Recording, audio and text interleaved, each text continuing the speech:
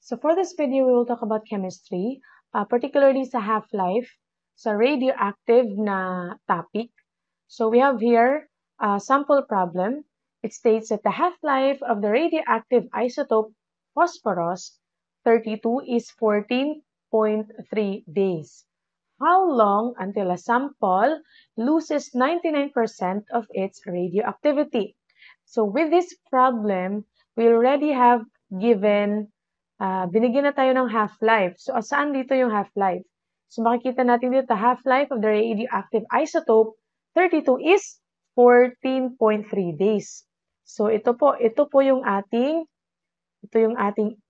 half-life. Okay? Yan po yung ating H. How long? So, hinahanap po natin dito ay yung time. Yun po yung how long. Until a sample loses 99%. Meaning po, the initial, for example, we have an initial sample of 100 grams, 99% po nun ay natanggal. Okay? So, bali, 99% yung nawala. So, bali, 1% na lang po yung remaining. Okay? Yung natira. So, with using our formula, which is A final is equal to A sub O times 1/2 raised to time over half-life, which is H. So, we know that our final sample is 1% remaining na lang po kasi nga sabi sa problem, nag-lose po siya ng 99%. So, pwede po natin ilagay what is 1% of 100. Diba? That's 0.01. Okay?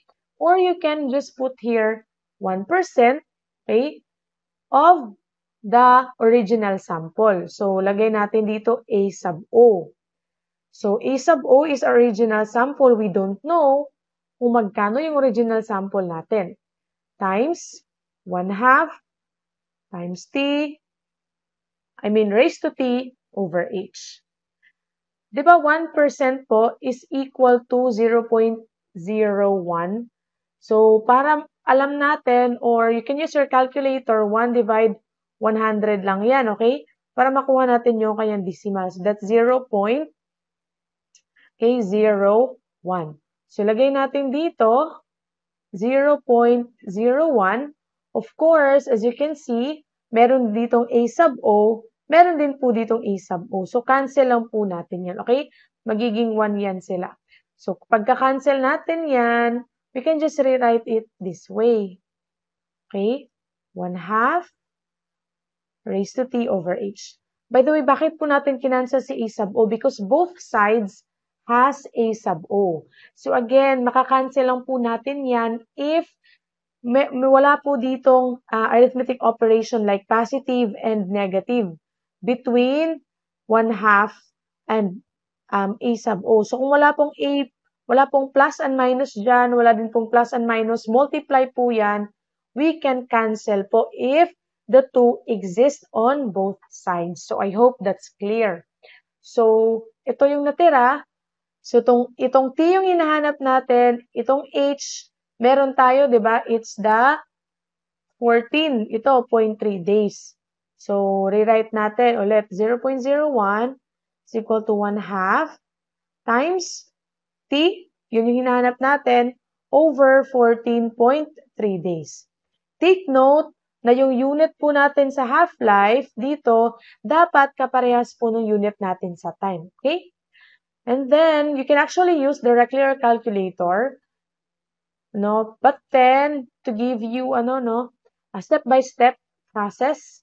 So, imo-multiply po natin both sides ng log. Okay?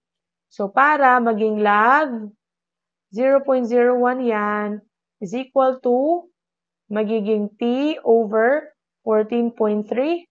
So, itong exponent natin, mapupunta yan siya dyan sa baba. Tapos, log of 1/2. So, we will, of course, divide both sides by log 1/2 para matanggal natin yung log dyan sa kabilang side. And then, ito na lang yung natira, which is si t over 14.3. So if you will get this value here, okay, let's use our calculator.